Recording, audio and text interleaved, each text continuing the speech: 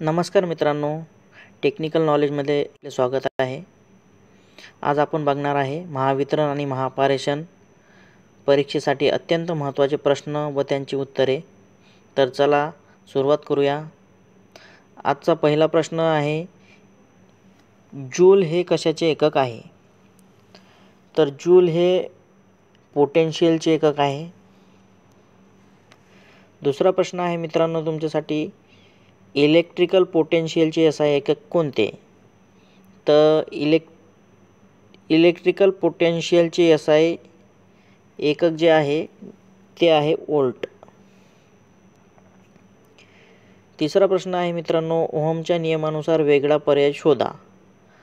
तर ओहमच्या नियमानुसार वेगळा पर्याय यामध्ये दिसतोय आपल्याला कंडक्टर.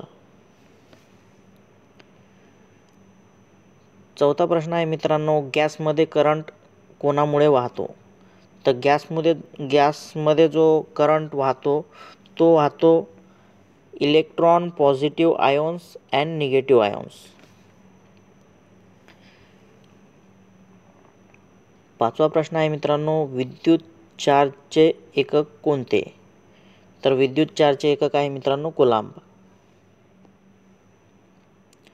सहावा प्रश्न आहे मित्रांनो, कॅपॅसिटरमध्ये साठवलेला चार्ज हा कशाच्या समप्रमाणात असतो? तर कॅपॅसिटरमध्ये साठवलेला चार्ज हा आपल्या व्होल्टेजच्या समप्रमाणात असतो. सातवा प्रश्न आहे मित्रांनो, कॅपॅसिटन्स हा कशाच्या समप्रमाणात असतो? कॅपॅसिटन्स हा असतो चार्जच्या समप्रमाणात. आठवा प्रश्न आहे मित्रांनो, खालीलपैकी कोणत्या आकारात पेपर कॅपॅसिटर उपलब्ध असतात? तर या प्रश्नाचं उत्तर आहे मित्रांनो रॉलेड फाईल. नवा प्रश्न आहे, मानवी शरीराचा रेजिस्टन्स किती असतो? मानवी शरीराचा रेजिस्टन्स असतो मित्रांनो 1000 ओहम. 10वा प्रश्न आहे, कॅपॅसिटरमध्ये खालीलपैकी कोणते डायइलेक्ट्रिक मटेरियल वापरले जाते? तर या प्रश्नाचं उत्तर आहे मित्रांनो सर्व बरोबर. ग्लास, एअर, कार्ड्स हे सगळे डायइलेक्ट्रिक मटेरियल आहे जे कॅपॅसिटरमध्ये वापरले जातात. 11वा प्रश्न आहे मित्रांनो, कोणत्या सर्किटचा पॉवर फॅक्टर युनिटी असेल? तर या प्रश्नाचं उत्तर आहे रेजिस्टन्स.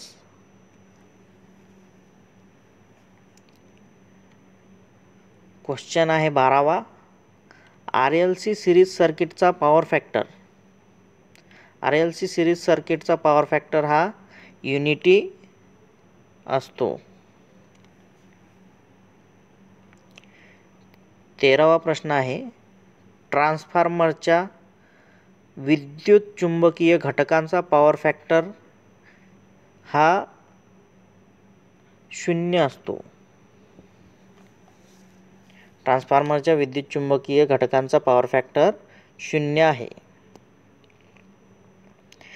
14वा प्रश्न आहे, कोणता सर्किट कंपोनंट जो सर्किट व्होल्टेजमधील बदलास विरोध करतो? या प्रश्नाचं उत्तर आहे मित्रांनो कॅपॅसिटन्स. 15वा प्रश्न आहे, थ्री फेज सिस्टममध्ये 0.5 पेक्षा कमी पॉवर फॅक्टरचे मुख्य कारण काय आहे? तर 15व्या प्रश्नाचं उत्तर आहे मित्रांनो प्रेरक भारामुळे प्रतिक्रियाशील शक्ती. 16वा प्रश्न आहे, मानवी शरीर किती करंट सहन करू शकते?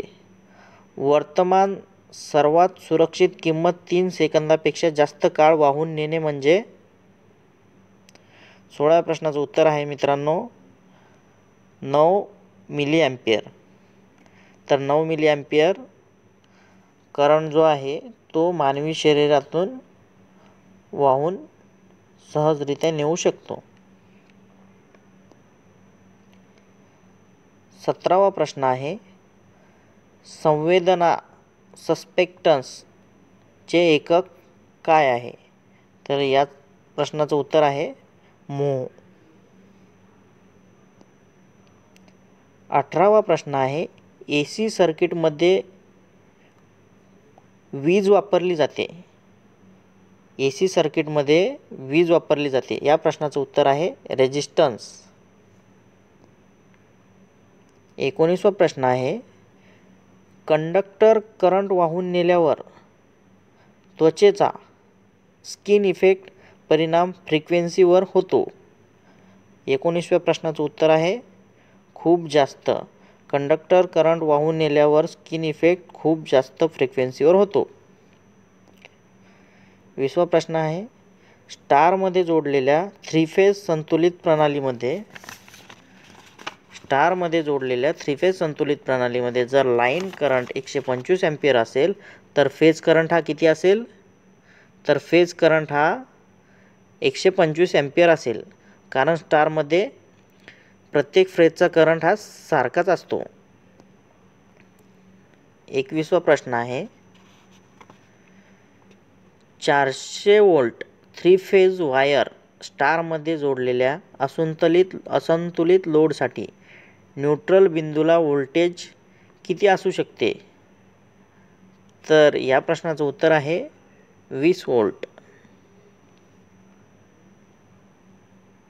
22वा प्रश्न आहे, थ्री फेज सिस्टममधील सप्लाय कोणत्याही दोन ओळीमधील रिकामी जागा संभाव्य फरक म्हणतात?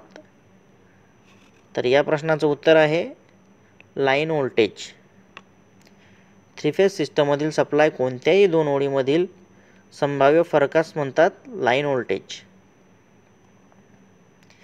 23वा प्रश्न आहे, थ्री फेज प्रणालीमध्ये ज्या क्रमाने व्होल्टेज त्यांचे जास्तीत जास्त पॉझिटिव्ह मूल्य प्राप्त करतात त्याला फेज सिक्वेन्स असे म्हणतात. थ्री फेज प्रणालीमध्ये ज्या क्रमाने व्होल्टेज त्यांचे जास्तीत जास्त पॉझिटिव्ह मूल्य प्राप्त करतात त्याला फेज सिक्वेन्स असे म्हणतात. 24वा प्रश्न आहे मित्रांनो, थ्री फेज सिस्टममध्ये सप्लाय कोणत्याही दोन लाईनमधून जाणाऱ्या विद्युत प्रवाहाला काय म्हणतात? तर लाईन करंट म्हणतात. 24व्या प्रश्नाचं उत्तर आहे मित्रांनो लाईन करंट. आजच्या 25वा आणि शेवटचा प्रश्न आहे मित्रांनो, AC सर्किटमध्ये वीज वापरली जाते ती रिकाम जागा घटकामुळे असते, तर ती असते रेजिस्टरमुळं.